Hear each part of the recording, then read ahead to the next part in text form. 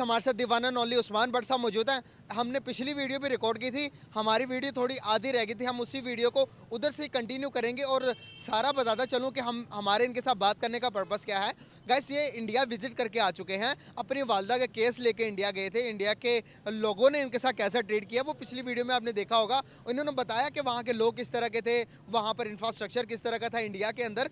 तो हम दरअसल ये बात करने का हमारा पर्पस ही यही है कि दो मुल्कों के दरमियान पीस कायम हो। अब ये चश्मदीद गवाह हैं, इंडिया जाकर हो के आ चुके हैं, तो अब हमें बताएंगे ये कि वहाँ पर क्या मुसलमानों के साथ क्या होता है और इस बारे में भी खुलासाई बात करेंगे, थोड़ा लंबा करके बात करेंगे कि पता चल जाए आवाम को, हमारी पब्लिक को, हम थोड़ा अपना पब्लिक को एजुकेट कर सकें कि जो नफरतें हमारी मीडिया के थ्रू और पॉलिटिशियन के थ्रू भरी जाती है कि वहाँ पर मुसलमानों पर बड़ा जुल्म होता है। ये कोई 3 से 4 महीने और 2 से 3 दफ़ा विजिट करके आ चुके हैं इंडिया, तो ये बहुत बेहतर बता सकते हैं। हम तो जा नहीं पाते भाई, जो होके आ जाते हैं हम उन्हीं से बात कर सकते हैं। तो उस्मान भाई सबसे पहले तो अस्सलाम वालेकुम, बहुत शुक्रिया आपका टाइम देने का मेरे चैनल को और मेरे व्यूवर्स को। थैंक यू, बहुत शुक्रिया। वालेकुम सलाम। भाईजान अब बताइएगा कि दोबारा से शुरू करते हैं, कैसे जाना हुआ थोड़ा शॉर्ट करके बताइएगा कि कैसे जाना हुआ, वीज़ा कैसे मिला और गए तो गए कैसे, और क्या प्रोसेस है वीज़े का भी, इसमें बारे में भी बात करेंगे।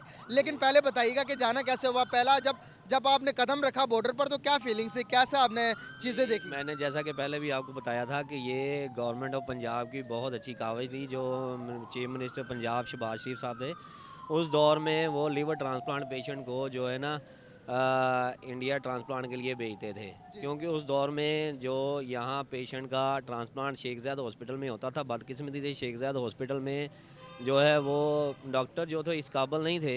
मैंने जो अपनी आंखों से देखा वो तो डोनर को भी जो है ना उन्होंने एक्सपायर किया। अच्छा, तो पाकिस्तान में? पाकिस्तान में शेख ज़ायद हॉस्पिटल में तो डोनर के भी वहाँ डेथ हुई। और उसके बाद जो है ना यहाँ शेख ज़ायद हॉस्पिटल में जो मेडिकल बोर्ड बनता था, हमारी जो एप्लीकेशन थी वो तवसत जो है राजा इशफाक सरवर मरहूम साहब हैं, अल्लाह ताला उनके दर्जात बुलंद फरमाए, नेक इंसान थे। उनके तवसत से राजा जो रियासत है उनके दामाद मेरे बहुत से, उन्होंने जो है मेरे वालदा का केस रेफरेंड किया था। लेकिन अच्छा, मैं कट कर रहा हूँ सॉरी, यहाँ पर कैसे पता चला कि भाई ये इलाज तो इंडिया में ही होगा, किसने बताया आपको? पाकिस्तान के सारे डॉक्टर फेल हो गए कि किडनी ट्रांसप्लांट पाकिस्तान में किसी से नहीं हो रही थी? किसने बताया? जब बताया तो आपको लगा कि वीज़ा मिल जाएगा? ये नहीं, ये थोड़ा सा मैं आपको ये भी तफसील में बताता हूँ कि मेरी वालदा का 2010 में हेपेटाइटिस सी डायग्नोज हो गया था। अच्छा।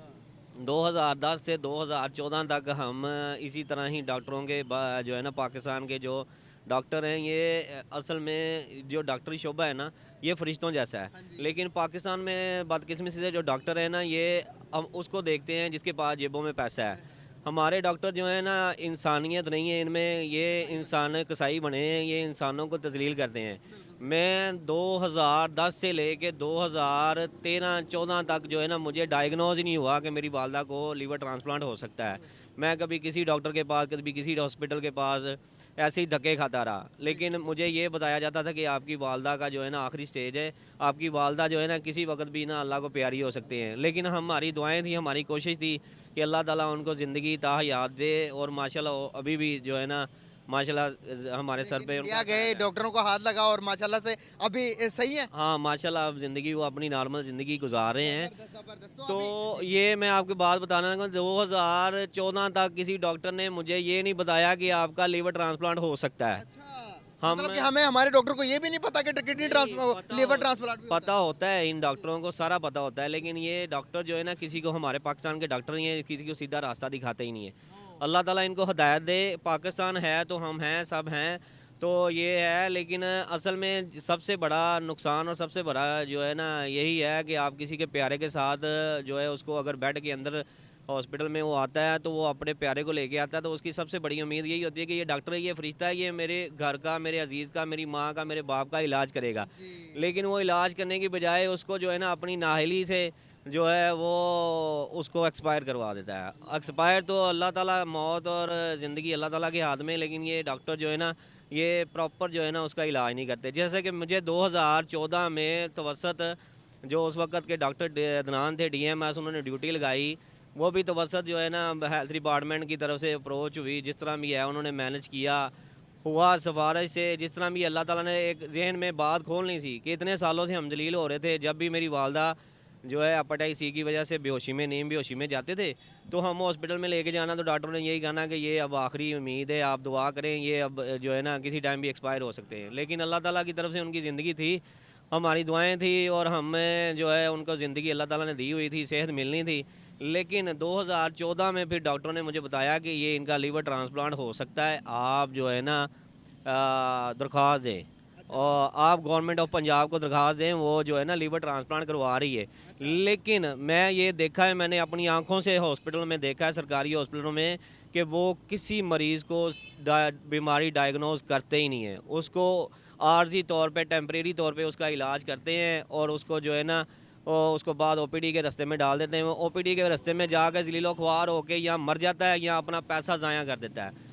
तो कहने का मकसद ये है कि अगर देखें एक इतना लंबा सफ़र हेपेटाइटिस सी का मरीज़ अगर गुजारता है, सबसे ज़्यादा पेशेंट हेपेटाइटिस सी के हैं। गंदा पानी पीने की वजह से, गंदा खाना क्या खाने की वजह से, और ना इतना अवेयरनेस है लोगों को कि हेपेटाइटिस सी के बाद जो है ना आपने उसका इलाज कैसे करना है और उसका जो है आपने उससे बचना कैसे है। लेकिन यहाँ अगर आप किसी प्रोसेस ये है, फिर अब हम जब जब हमें पता चल गया कि आपने जो है ना लीवर ट्रांसप्लांट होना है, तो मैंने फिर जो है उसके लिए चीफ मिनिस्टर शहबाज शरीफ साहब के दरख्वास्त सीएम जमा करवाई। उसका मेडिकल बोर्ड बना शेख ज़ायद में।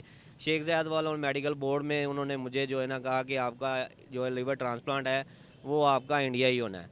तो इंडिया में उन्होंने मेल की, इंडिया डॉक्टर नीरव गोयल है, तो इंडिया जाके डॉक्टर नीरव गोयल हैं, वहाँ अपोलो हॉस्पिटल के बहुत अच्छे डॉक्टर हैं, head of department liver transplant के। उनकी तो उन्होंने मेरी वालदा का इलाज किया, वहाँ से इनविटेशन लेटर आया। इनविटेशन लेटर आके वहाँ वीज़ा प्रोसेस किया, वीज़ा प्रोसेस करने के बाद वीज़ा मिला। उस तवज्जो से फिर हम जाके जो है फिर थ्रू बाघा बॉर्डर रास्ता जो है ना इंडिया के। अच्छा, ज़बरदस्त यार, बड़ी ही प्यारी आपने बताया कि देखिए ना, अभी हम हमारे ऊपर कितनी बड़ी शर्म की बात है, यहाँ पर हम खड़े होकर नारे तो लगाते हैं, इंडिया मुर्दाबाद के नारे लगवाते हैं बच्चों से, बच्चों को ये पढ़ाते हैं कि इंडिया हमारा दुश्मन है, बचपन से हमें ये पढ़ाया गया है।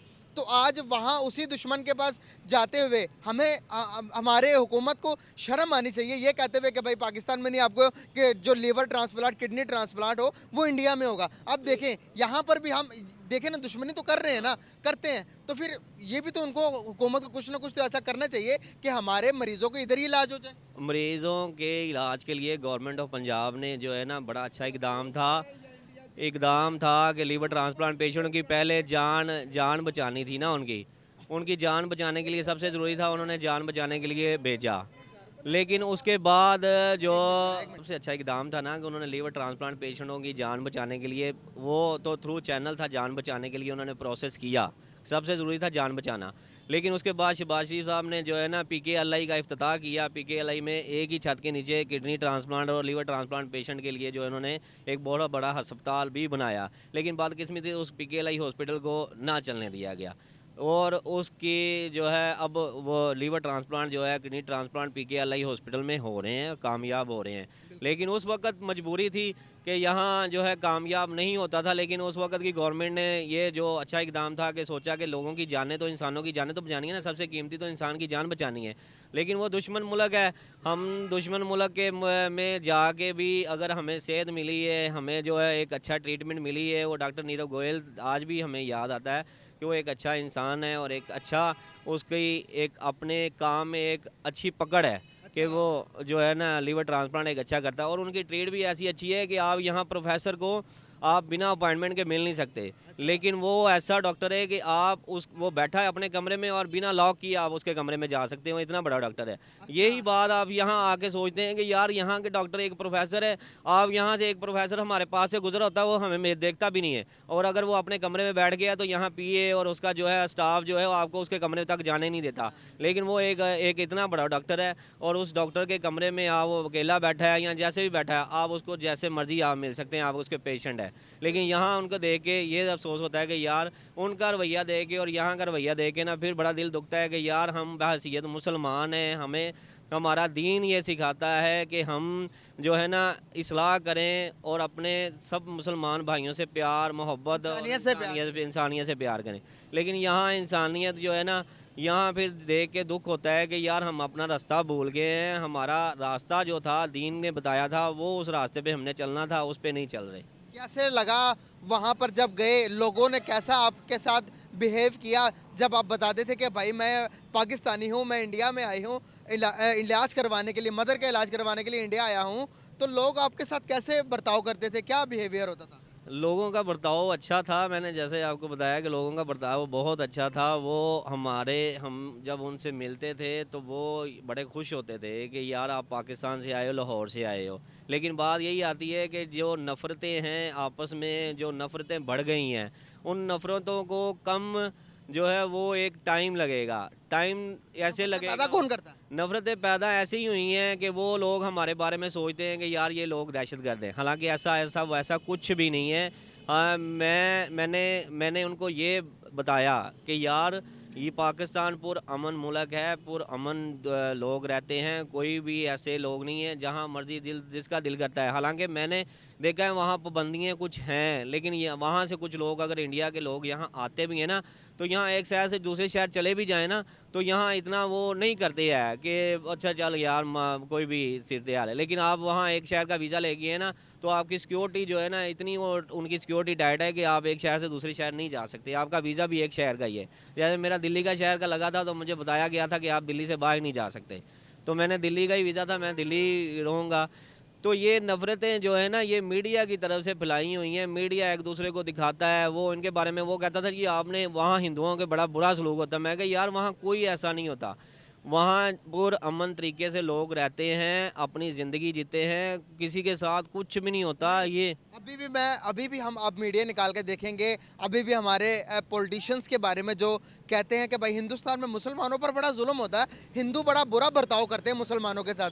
तो आप इसको ज़रा बताइएगा कि क्या वाकई में ही वहाँ पर मुसलमानों के साथ होता है? मैंने पुरानी दिल्ली में जो मैंने पुरानी दिल्ली में सबसे ज़्यादा मुसलमान रहते हैं। पुरानी दिल्ली गया था, वहाँ निज़ामुद्दीन औलिया की दरगाह है। निज़ामुद्दीन औलिया की दरगाह बहुत मशहूर है और बड़े नामी अल्लाह कितने के। टाइम रह के आए? मैं जो है मैंने बताया था कि मैंने जब पहली बार गया था तो मैंने 2 से ढाई 3 माह रहा था। 3 माह गुजारे। तो उसके बाद फिर दोबारा गया, उसमें भी मेरा 1 महीने का वीज़ा था, फिर गया, फिर 20 दिन के लिए गया। तो मैंने जो है बदरिया वाघा बॉर्डर ही जाता रहा हूँ, इनके ट्रेन से जो है उनका सफ़र किया आके दिल्ली में। तो वहाँ जब आप एक बार एंटर होके उनके साथ आप चले जाते हैं, तो ऐसे ही लगता है कि जैसे एक तस्वीर के 2 रुख हैं। अच्छा। मैं उनके अंदर अगर मैं चल रहा हूँ, घूम रहा हूँ, फिर रहा हूँ, तो मुझे नहीं लग रहा कि यार मैं जो है ना इनसे अलहदा हूँ। अच्छा। हम एक जैसे ही लगते हैं, बस रहन-सहन थोड़ा-सा अलहदा है। लेकिन जब पुरानी दिल्ली में सबसे ज़्यादा मुसलमान रहते हैं, मैंने उनसे मिला, मैंने उनसे गुफ्तगू की। मैं निज़ामुद्दीन औलिया दरगाह गया, जामिया मस्जिद के पुरानी दिल्ली में नमाज़ पढ़ी, सारा कुछ उनसे मिलता था। तो वो यही कहते थे कि यार पाकिस्तान में जो है ना बहुत हालात ख़राब हैं। मैं उनको यही कहता था यार पाकिस्तान में कोई हालात ख़राब नहीं है। हमें पिछले पीछे थे ना, हाँ, 9-10 में काफ़ी हालात। तो मैं ये कहता था कि यार ये हालात जो है ना, ये दुनिया को हमारी जो है ना दिखाया जाता है। तो दिखाने वाले जो है ना, वो दिखाने वाले अच्छाई नहीं दिखाते, बुराई दिखाते हैं। अगर आपके पास कोई भी ऐसा इंसिडेंट हो गया तो आप उसको उछालते हैं, लेकिन अच्छाई नहीं दिखाते। अच्छाइयाँ बहुत ज़्यादा हैं। अपने मुल्क के साथ जो है ना, आपको फिर मुखलस रहना चाहिए। कैसे देखते हैं कि जब डॉक्टर के साथ आपकी फर्स्ट मीटिंग हुई, मुलाकात हुई, डॉक्टर ने आपको किस तरह से ट्रीट किया जब आपने बताया कि भाई मैं पाकिस्तान से हूँ, तो डॉक्टर का क्या बिहेवियर था, या डॉक्टर को पहले ही पता था कि ये पाकिस्तान से आए हैं, या इनको मतलब कि इतना ध्यान नहीं देना जिस तरह से हमारे लोग, हमारी मीडिया, हमारे लोग सोचते हैं कि वहाँ पर तो बस ये मुसलमान, ये पाकिस्तानी, तो इसको साइड पे फेंको, ध्यान नहीं देना, दूसरे भाई तुम आओ, इस तरह का कोई सीन था? नहीं, नहीं ऐसा कोई सीन नहीं था। डॉक्टर तो के नॉलेज में था। मैं अकेला नहीं गया था। उस वक़्त के दौर में काफ़ी पेशेंट थे जो लीवर ट्रांसप्लांट करने के लिए पाकिस्तान पाकिस्तान से से। गए थे। तो उनके जो है रहन-सहन का, हर चीज़ का, वो हॉस्पिटल जो है उन्होंने अपनी जो है अपने हॉस्पिटल के पास ही लोगों ने अपने होटल बनाए हुए थे, गेस्ट हाउस बनाए हुए थे, वहाँ रेंट आउट पे दिए हुए थे। तो वो लोग वहाँ जो है हिंदू थे, जो उन्होंने होटल बना के रखे हुए थे, लेकिन उन्होंने साथ में अपने मुसलमानों मुलाज़िमों को भी मुसलमान रखा हुआ था। तो वो उनके साथ जो है वो बिल्कुल हमारा बर्ताव जो है, उनका बर्ताव बिल्कुल ऐसे था जैसे हम एक दूसरे के साथ बड़े अज़लों से ज़मानों से मिलते आए हैं, और कभी भी ऐसा नहीं लगा था कि हम किसी दूसरे मुल्क में आए हुए हैं। तो क्या पैगाम देंगे हमारे व्यूवर्स को, हमारे लोगों को, हमारे जो यहाँ पर मीडिया है, पॉलिटिशियन को क्या पैगाम देंगे कि जो यहाँ से कहते हैं कि भाई वहाँ पर तो बड़ा जुल्म है, जो नफरतों का व्यापार करते हैं? हमारे आप सरकार सल्लल्लाहु अलैहि वसल्लम ने फरमाया है कि आपका हमसाया अच्छा होना चाहिए। हाँ जी। आपका हमसाया और आपका बर्ताव जो है ना हमसाये का साथ अच्छा होना चाहिए। ये इसका जवाबदेह होना चाहिए। अगर हमारा हमसाया हमारे साथ अच्छा नहीं है, लेकिन हम अच्छे बनेंगे, वो अच्छे बनेंगे तो फिर ही बात आगे बढ़ेगी। कुछ उनकी खामियाँ हैं, कुछ अगर सोचें हमारी हैं, लेकिन कहने का मकसद है मिलेंगे, आपस में मोहब्बतें बढ़ेंगी और मोहब्बतें बढ़ेंगी तो फिर ही आपस में मेल जोल होगा। कि जैसे हम देखते हैं कि यार दूसरे यूरोप के मुल्क में आगे पीछे चले जाते हैं, तो उनकी सरहदें मिली हैं, तो वो जो है ना बॉर्डर के साथ वो उनका कोई वीज़ा नहीं है, लेकिन यहाँ हमारा साथ हमसाया है। उनकी ज़िंदगी, इंसानों की ज़िंदगी में जो है ना खाने पीने के हिसाब से ज़रूरत इस्तेमाल की एशिया में इतनी आसानी है, लेकिन आज हम अपनी ज़िंदगी की में देख लें, इन्होंने जो है ना हमारे मुल्क के साथ क्या कर दिया है। महंगाई की ज़ोर से, महंगाई के वजह से एक आम इंसान की ज़िंदगी का जीना जो है ना मुश्किल हो गया है। वहाँ आटा अगर 30 रुपए किलो है, यहाँ आटा 135 रुपए किलो हो गया है। वहाँ अगर ऑयल 110 रुपए की लीटर की बोतल है, तो यहाँ ऑयल देख ले कहाँ चला गया। लेकिन एक दिहाड़ीदार मज़दूर है जो रोज़ 1000 रुपये कमाने वाला है, वो 1 लीटर ऑयल लेगा, सब्ज़ी लेगा, तो वो इस रियासत के बारे में सोचेगा। रियासत में जो ऊपर लोग बैठे हैं उनको चाहिए कि आपस में मेल जोल करके एक राहदारी बनाएं, मोहब्बत बढ़ाएं, जिससे उनको भी फ़ायदा हो और हमें भी फ़ायदा हो। बिल्कुल सही हो गया। कैसे देखते हैं आपके आपने एक कभी कोई वाक़या हुआ आपको, कभी कोई किसी ने मतलब कि चोरी चकारी आपने कहीं इधर इर्द-गिर्द कहीं देखी हो? क्या इस तरह का कोई सीन यहाँ पर जिस तरह होता है कि क्राइम रेट बहुत बढ़ गए, वहाँ पर आपने देखे? क्राइम वहाँ जो है, क्राइम मैंने तो नहीं देखा, लेकिन मैंने जो मेरे साथ जो वक़ूआ हुआ था, वो ये हुआ था कि मैं जब 30 दिसंबर 2015 को वापस आ रहा था, उस वक़्त मेरे साथ जो नेहरू प्लेस पे एक इंसिडेंट हुआ था।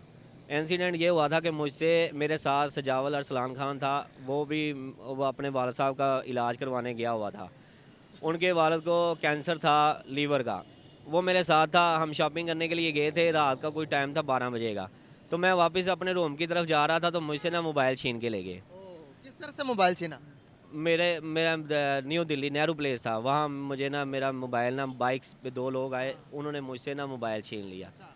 मोबाइल छीन के चले गए। अब वो मेरे साथ, मेरा तो मोबाइल नहीं था, मेरे साथ जो मेरा दोस्त था, जो मेरे साथ उसका रहन-सहन हुआ था पाकिस्तानी, उसको मैंने कहा यार अपना मोबाइल दो। उसने अपना मोबाइल दिया, तो मैंने उससे पूछा कि यहाँ कॉल जो है आप पुलिस को बुलाने के लिए कैसे चलाएँगे? उसने कहा यार मुल्क दूसरा है, आप यहाँ कोई ऐसे वैसे काम में ना फँस जाना मामलात में, 100 मामलात। मैंने कहा यार अगर हक़ सच पे होता है ना, वो डरता नहीं है। आप अपने रास्ता आपका सीधा है, आप हक़ पे हो, सच पे हो, तो आप क्यों डरोगे? मैंने वो कॉल चलाई, आधे घंटे में जो है ना पुलिस इकट्ठी हो गई। आते ही उसने जो है क्या ना, बताया था कॉल पे आपने? मैंने कॉल पे बताया मैं लीवर ट्रांसप्लांट पेशेंट अपनी वालदा को लेके आया हूँ पाकिस्तान से आए? पाकिस्तान लाहौर से। वो मैंने कॉल चलाई, वो पूरी दिल्ली पुलिस को जो है ना हरकत में आ गई। अच्छा। वो दिल्ली पुलिस हरकत में आ गई, पुलिस इकट्ठी हो गई। उसने कहा जी ये मामलात हैं। वही पुलिस वाला जो पाकिस्तानी वाली पुलिस वाला हिसाब है, वो आया, आते ही मुझे कहता तू लैंड के आए थे। अच्छा। मैं कहा जी मैं कोई इलीगल तो नहीं आया, मैं वीज़े पे आया हूँ, मेडिकल वीज़े पे। मेडिकल वीज़े पे मैं आया हूँ, तो मेरे साथ ये अगर मिसहैप हो गया तो आपको मेरा सोचना चाहिए कि आप मुझे ये प्रेशराइज़ करेंगे। लेकिन उस वक़्त वो बात समझ गया, तो उसने कहा अच्छा चले बताएँ। मैंने कहा आपने शोर क्यों नहीं डाला? मैं कहा जी मेरी इज़्ज़त लुट रही थी, मैं शोर डालता। मैं कहा जी मेरे साथ एक मिसहैप हो गया, अगर आपको कोई इतराज़ है, कोई शक है, कोई झूठ लगता है, तो मैं इस रात को आपके साथ ऐसा तो नहीं बिहेव करूँगा। उसने कहा जी अच्छा। मैंने कहा ये कैमरे लगे हैं, आप सीसीटीवी फुटेज निकाल लें। वाह सच हुई, उन्होंने मेरा सारा वर्जन लिखा, पुलिस कालका जी पुलिस स्टेशन में एफआईआर हो गई, मैं वापस आ गया। 2 महीने के बाद मुझे कॉल आई कि जी आपके मुलज़म पकड़े गए हैं। अच्छा। पुलिस कालका जी ने, पुलिस स्टेशन वालों ने मुलज़म पकड़ लिए। मैंने कहा भाई अब मैं तो नहीं आ सकता, मैं तो मेडिकल वीज़े पे आया हूँ, मैं मेडिकल वीज़े पे ही आऊँगा। अब ये कहने का मकसद है, क्राइम की बात आपने की थी, क्राइम कहीं भी हो सकता है। अच्छा, नहीं आपने अदालत की बात मिस कर दी, अदालत में क्या हुआ था? अदालत में जब मैं अपने दोबारा मेडिकल वीज़े पे गया, तो मैंने वहाँ जाके ना पर्सनल स्पुर्दारी के लिए ना मोबाइल वहाँ मिल गया? मोबाइल मिल गया। उसकी अच्छा, पर्सनल ये बहुत बड़ी बात है, यहाँ पर गुम हो जाए मोबाइल नहीं मिलते। हमारी कुलीग का मोबाइल भी बड़ा वो, अब मैं तो हैरान हूँ कि हमारे मेरी कुलीग का मोबाइल भी गुमा, लेकिन वो उसी टाइम मिल गया था। लेकिन बड़ी बात ये है कि वो महीने बाद भी रिकवर हुआ, रिकवर हो नहीं, गया, उन्होंने- लेकिन क्या यहाँ पर इतनी जल्दी रिकवर हो जाता हमारे मुल्क में? नहीं, यहाँ भी मोबाइल रिकवर हो जाते हैं अगर ऑन हो, लेकिन वो जो है ना, मैं तो ज़ाहिर बात है दूसरे मुल्क का था, तो उनके लिए ये टास्क था। उन्होंने मेरे मुलज़म पकड़ लिए, उनको जो है ना फिर कैफरे करदार तक भी जो है ना उनको जेलों में डाल दिया। जो भी था उनका एक प्रोसेस था, लेकिन मैं जब सपुर्दारी पर्सनल सपुर्दारी पे गया, मैंने दरख्वास्त दी, तो वो जज साहब थे, उन्होंने ना मुझे जब डेट हेयरिंग थी, उस डेट हेयरिंग से ना मुझे कहा कि आपने 2 बजे आना है। आईओ ये का स्टोरी बड़ी इंटरेस्टिंग है, ये जरूर सुनिएगा आप। अच्छा। आईओ को जो है वो आईओ ने मुझे फ़ोन किया। आईओ ने कहा कि जी आपने कोर्ट में 2 बजे आना है। मैंने कहा यार कोर्ट का टाइम तो चले, मैं ठीक है, मैं अपोलो हॉस्पिटल से निकला। मैंने वालदा को वहाँ डॉक्टर के पास जो है ना चेकअप के लिए बिठा दिया। मैं कहा चले चेकअप होगा, मैं उतनी देर में कोर्ट में हो आता हूँ। मैं कोर्ट में गया 2 बजे, तो मुझसे पहले एक केस हेयरिंग हो रहा था, बाकी केस ख़त्म हो गए थे।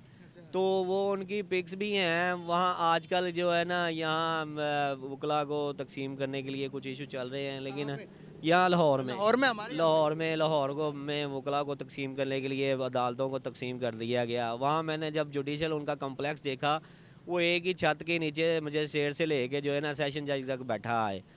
तो लायर ब्लॉक का एक अच्छा वसी जो है लायर ब्लॉक उन्होंने बनाया हुआ है, जिसमें वसी तरह वकला के चैम्बर हैं और बड़े अच्छे अच्छा, आगे नवीद आगे हैं। आगे बढ़ते हैं स्टोरी में। कोर्ट में जब मैं इंटर हुआ, कोर्ट में केस था मुझसे पहले एक हेयरिंग पे, वो ख़त्म हुआ तो मुझे जो है ना बुला लिया गया। कोर्ट में बुलाने के बाद जज साहब ने जो है ना कहा जी आए जी, आपका बड़े अरसे से इंतज़ार हो रहा था कि मेरे पास भी किसी पाकिस्तानी का केस लग गया है। मैं कहा जी कहना जी बदकिस्मती से ये वकूआ तो कहीं भी हो सकता है, पाकिस्तान में भी होते होंगे, किसी दुनिया में हो गया, लेकिन सबसे बड़ी बात है कि आपका मोबाइल जो है ना रिकवर हो गया। मैं कहा जी ये तो बात इनकी अच्छी है कि मोबाइल रिकवर हो गया, तो मैं उसी के लिए आया हूँ। कहता जी चलें ये तो साइड पे, आप मुझे ना कुछ सवालों के जवाब दें। मैंने कहा सर मेरी तो जो है मेरी तो पर्सनल सपुर्दारी दरख्वास्त है, एप्लीकेशन है कि मैंने मोबाइल लेना है। उन्होंने कहा ये इशू तो आप चले जो है वो तो एक है ऐसा इशू हुआ, मोबाइल आपको मिल गया, अब मोबाइल आगे आपको बताएं। मिल गया आगे। मैंने कहा अच्छा सर।